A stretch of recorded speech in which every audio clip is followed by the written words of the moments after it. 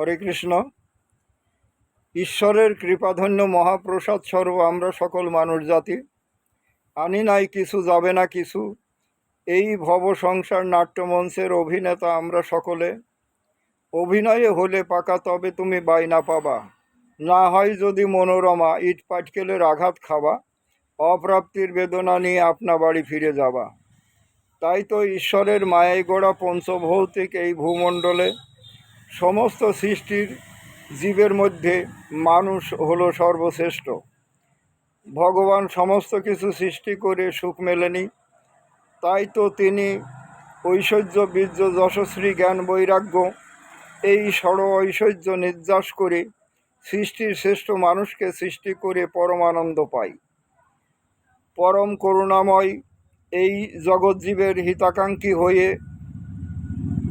যুগে যুগে নানা রূপে আবির্ভূত হয়ে তার লীলা বিলাসের মাধ্যমে অচৈতন্য জীবকে চেতন করাইয়া মোক্ষ লাভের উপায় জানান। সমস্ত অবতারের মধ্যে কৃষ্ণই সর্বশ্রেষ্ঠ অবতার, কেননা এই ভূপ্রকৃতি ভগবান শ্রীকৃষ্ণের বিভূতি।